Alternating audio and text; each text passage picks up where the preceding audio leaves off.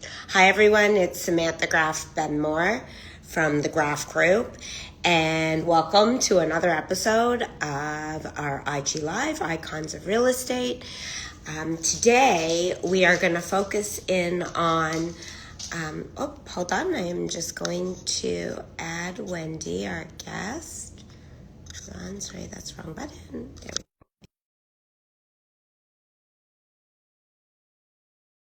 So hold that thought. Oops, there's a request. Accept. Okay, she'll be joining us. So Wendy Rovers will be joining us any minute now. And she is a divorce coach. Um, why is it not connecting? Hold on.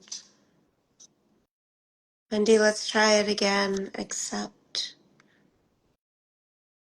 Um,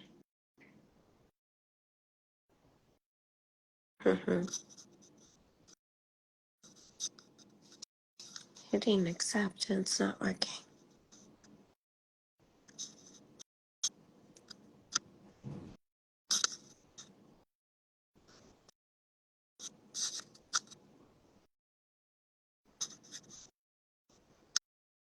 It says you're unable to join. Let's try this again.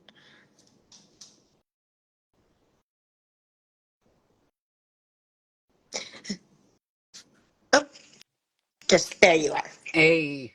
I know they say that you Eh, should not do it this way and that we should, but there's nothing you could do. It just sometimes it works and sometimes not so much. Yeah. Not so much. So, welcome to the Graff Group, Icons of Real Estate, IG Live.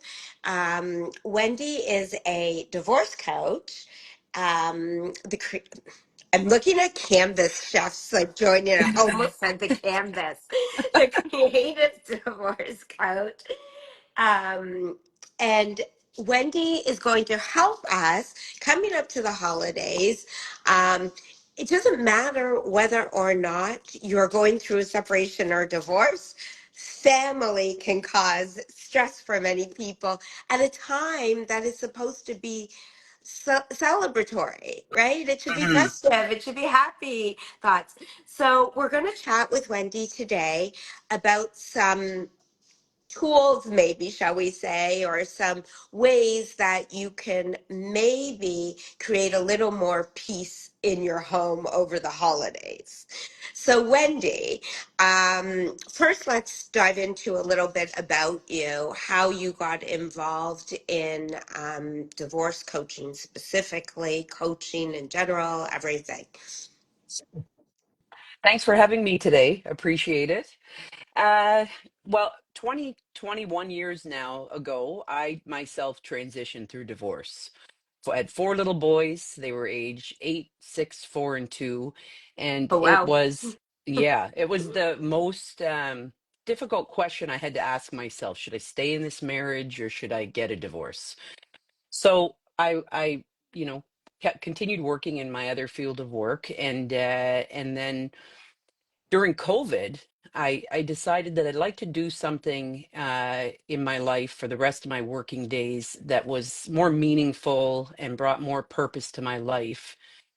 And I'd really been coaching people through their divorces all along, for decades.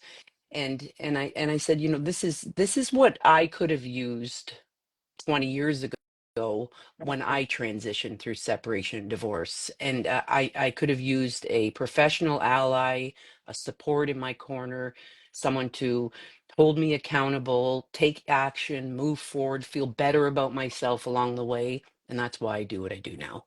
Yeah, Yeah, that's and why I do. absolutely, because you can speak to this better than I, but divorce coaching really came into play only in the last few years. Was it available? There was a form of coaching, and I'm sure lots of life coaches help people through the divorce, Mhm. but there really is a definitive group now of divorce coaches out there, and there's many people. The difference also is you're a certified divorce Mhm. coach. Hmm. And I think that's important. I'm not going to take away from anybody's experience. And I'm not going to always say that letters behind your name make you a better coach, realtor, whatever, you know. But there is something to be said when you have gone through a program, Hmm. and you have that life experience.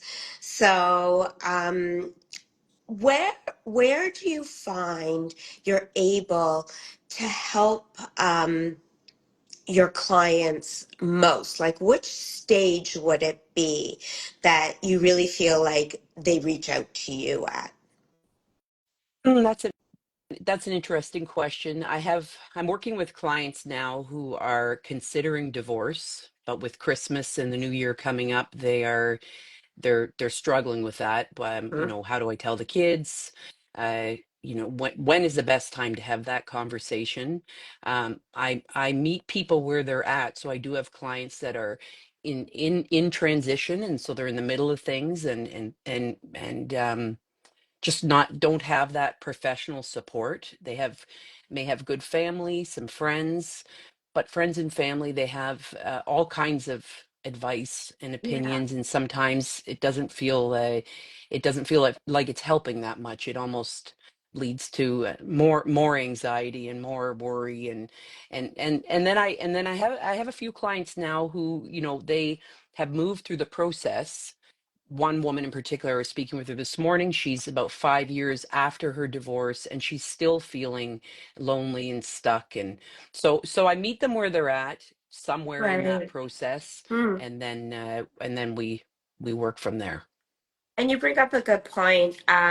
You know, we say this in real estate, whether, you know, between the realtor, the lawyer, the financial, and absolutely a divorce coach, we always say that, you know, your friends and family are there to support you, but advice, stick to the professionals, stick to the Hmm. people who have your best interest from the place of that, like, I'm going to use the word industry Hmm. right now, which isn't quite the right word, but from what they're best at.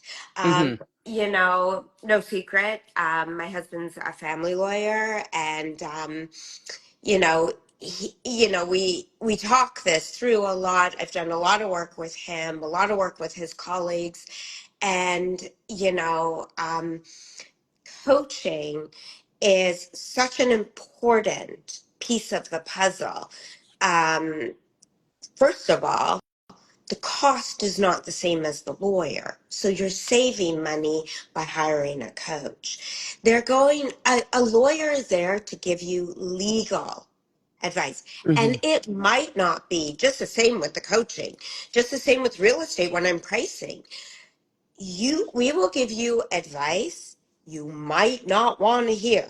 Your family and Hmm. friends may or may not give that to you. And even if they do you really want to tarnish the relationship you have with family and Hmm. friends because they're telling you possibly to do something that you really don't feel comfortable with?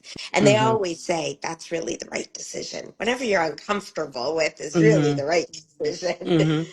um, you know, because that moves you through something. And so I highly believe in hiring professionals. I think it's great to have a support network. I've heard Steve on the phone plenty of times with clients, and he will say to them, "Do you have someone else you'd like to be on the call?" And Hmm. sometimes that could be a divorce coach. Sometimes that is a family member, because the person going through such a traumatic time in their life requires um, support, Hmm. right? Hmm. So let's go on to our tip about the holidays, and let's see how we can share some ideas of how to get through a very challenging time. And I'm going to ask you for a tip on how to keep my dog quiet right now. Mine's going to I, start barking soon too. I'm going to have to open the back door possibly. Hey, George, Yes. you want to come on Yeah. screen? Yes, exact. Just bring them on screen. What happens when you work from home? I am going to go open the door. Sorry. It's just Go going to open the make door. life I can easier. start with a tip. Yes. You know, Perfect. if you're feeling sad or lonely or worried or angry and consumed by negative thoughts and feelings, and you want to change that and become happier, I'll share with you something that has worked very well for me in my life. And if it's all right, if I can take a few minutes here, and works very well in my clients' lives. So if it, decide that you want to be happier. And I'm Mhm. not saying happy. You can't be happy all the time, but you want to be happier. And when you make that decision, a great practice is a practice of gratitude. And we've all heard this. It's on the internet. It's all over. People are talking about gratitude. So I invite you to do this, to sit quietly with something that's worrying you. If you're transitioning through divorce, you may be worried about not spending time with kids at Christmas, spending less time with the kids at Christmas. You may be worried about um, if you're going to have enough money. Are you going to be able to sell your home? Are you going to be financially independent ever? Are you going to be able to find full-time employment? How are you going to do this on your own? There's a myriad of worries that you can Grace. have right now Hmm. during this time.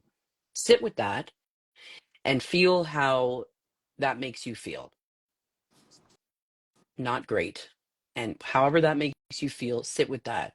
Then I invite you to think about a time when everything was easy and everything just felt wonderful and you're just grateful just to be there in that moment. Maybe it was you were sitting on a dock watching the sunset with a certain person or people, laughter. It just felt good.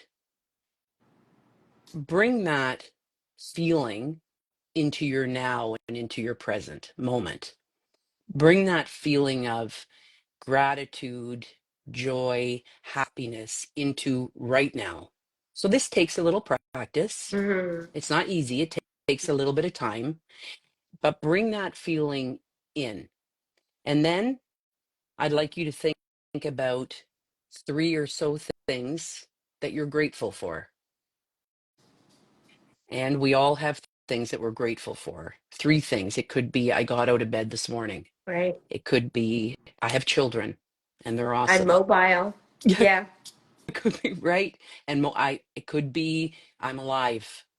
And I invite you to intentionally set time every morning to practice gratitude Guilty. and to yeah, and to think about three new things every morning. They have to be new, can't be the same thing. Three new things that you're grateful for. And as you begin to envelop this practice into your life, you literally feel the gratitude inside of you and you feel the giving. And Samantha, you are a very giving person, and you feel that giving and you feel that gratitude, and it helps you to appreciate the greater source of life that we come from, whether you call it God, divine, source, love, whatever you call it is fine, but that you are part of a much greater system, a Mhm. greater source.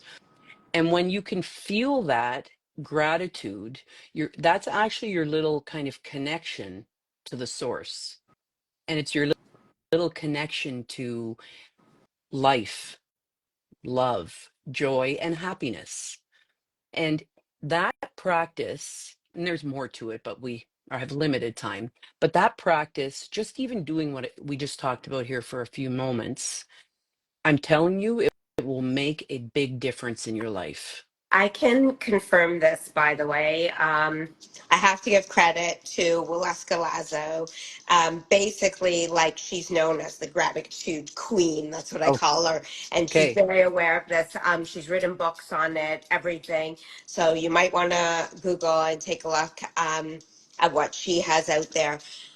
She posted once, honestly, I've been doing this for a couple of years now. Um, Literally, I'm happy to share it. I take screenshots of it. It is a crumpled paper that I have literally keep underneath my couch. I have a whole entire system in the morning. It's 10 minutes, everyone. 10 minutes of your day. I have been doing this. I did a couple of years only. But, and the weirdest thing is that I can't seem to do it when I'm away. So I keep taking a picture of the paper, and every time we travel, I'm like, I'm gonna do it in the morning when I don't know why I don't, but I don't. But in the city, every single morning, I have my routine. And I do, there's three parts to it. I read that paper, which, like I said, I'm very happy to share with anyone. Then I rewind on my day before, Hmm. and I try to remember the different things that I was grateful for and who the day before. And then I have nine mantras that my husband gave me, this angel, like literally one of our first like outings we like went on, he bought me, and they're just it's like I believe, and it's these different ones that I had Hmm. picked. This angel, he told me he was buying it for someone else, and he gave it to me. He's like, which one resonates with you? I'm like, well, if it resonates with me, how do you know it resonates with that person? All of a sudden it was in my hands about an hour later. But so I have those memorized also. But I will say it truly can make a difference. I think the practice of doing something every day, it just gets ingrained in you, like brushing your teeth. Like Hmm. I don't want to hear from anyone who does not brush their teeth at least twice a day. Like I'm a little crazy, but yeah, definitely. Like don't talk to me even. Definitely don't talk to me in person. Seriously, it's just true. Like I am definitely the person that might tell you, like, would you like to be scalped? Yeah. You know, like I just really do believe that the person that you are comes from practicing things. Hmm. So gratitude. Okay, so Mm. practicing gratitude. Um, somebody will say to you, well, how on earth am I going to deal with my mother-in-law when she is, and by the way, my mother-in-law is not with us, so I am not using a personal Hmm. situation at all. I just know that's a common complaint. But like, the mother-in-law that's on top of you or bugging you about something during the holidays, like someone's gonna say, okay, like what do you want me to do? Start thinking in my head, like I'm grateful. Actually, the truth of the matter is you should be grateful that they're here with you. Hmm. And speaking as somebody whose in-laws are not with us Hmm. anymore, so there's somewhere you can start. Like they can be a pain, yes, but like also sometimes maybe consider, and you can speak to this more, like you have to think about where the person's coming from when Mm. they're irritating you. Like maybe think about where they're coming from. Don't just take the face value for what it Hmm. is, or that action or words, because you never know what's going on with them. um, Hmm.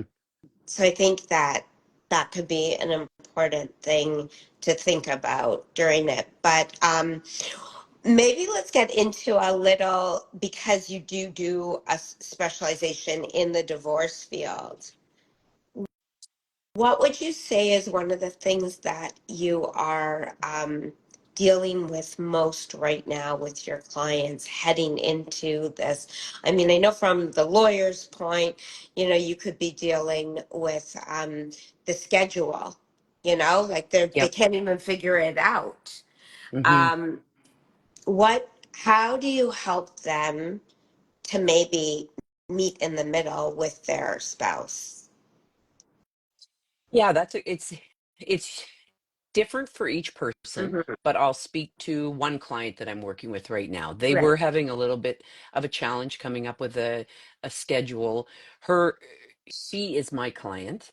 Um, Much of what we do gets transferred over to him as well, so that's great and that's helpful. Hmm. But what they've decided to what she was really struggling with was just not being with the kids the whole Christmas break. Right. You know, she's always spent the whole Christmas break with her babies and her children, Right. and this is really a difficult time. So what we work on and what I've worked on with her and what she's so awesome at is she's planning what she's going to do during the times that she doesn't have her Right. kids, and some really intentional strategic planning on what she's going to do. So she's, you know, inviting herself over to friends' houses for dinners. She's beginning her exercise regime end of 2024 instead of, you know, January 3rd when everyone else does. She's she's spending 2 days and one night on her own, and she's going to work through some self-reflection and self-awareness exercises, figuring out what she wants, who she wants to be now during this time, where she wants to be 3 years from now, 5 years from now, 10 years from now, that type of thing. So she's creating a plan for herself. Her oldest child does have a cell phone, so she'll be able to text, and then he'll share that with his little sister. And she's asked dad if you know, if she can have a call maybe once a day or every second day so that she can stay in touch, and I think that's looking good. And if that doesn't happen, we talk about how she's going to feel, how she's not going to get derailed when that happens or doesn't happen, you know. So Right. that type of a, I think, I guess to sum it up, um plan what you're going to do on the time that Yeah. you have to yourself. I mean, and this is pretty cool. You can get a lot done. So thinking about it differently. Yeah, somebody once said to me when I was going through a challenging time, they said one word, or maybe it's two words, maybe stay busy. Just keep yourself busy. And Hmm. also, I think in hearing what in the situation of people who are going through divorce, I think one of the things is maybe take a piece of paper and pen and Hmm. write down all the things. Like we say, do the gratitude thing, but maybe write down. I don't know, this is coming to my head right now, but like write down all the things that you complain that you never have time to do, and Perfect. take this time to like check boxes on those Get it things. done. Um, Yep. yeah, or the things you always feel like, you know, I wish I could do that. Like I know as somebody who doesn't have children of my own, um, but has a very busy schedule still and Hmm. can feel pulled from every different direction. Um, you know, I always have a to-do list. And even when at times when I reach out to friends who have kids, they're like, "Oh, I wish I could go do that." It's like take Do the like it. seize the opportunity right Yeah. now. It's your Well, time. just like Nike says, just do Just it. do it. And on Just that do it. note, actually, it's a great line to end on. Just do it. And let's just give a quick shout out to it's you're under the creative divorce Hmm. on Instagram, and Wendy is also available. You can message her there. What I'll do is when I post this video, because there's lots of people who don't watch it during our 1 o'clock slot, they watch it later. I can see all that stuff, and we'll put in the note, like the notes after how, or Wendy will just pop on and give any information you want to share, Super. um, for a way for everybody to reach out to you. I'm sure Wendy is, you know, open to helping anybody, especially at such a challenging time. And if you want me to do any type of email introduction, you're more comfortable with me doing it, I'm always happy to do that as well. So Thanks so much. Yep. my pleasure, and Thanks for thank your you time. so much for your time and sharing your wisdom and your experience. And I think going through that exercise was lovely for our show. So thank you. And Have a everyone great have rest a of your day. great day. And we'll see everyone next week. Thanks, everyone. Okay. Bye. Bye. And happy holidays since we're in the season, I Happy guess. holidays. Okay. Bye.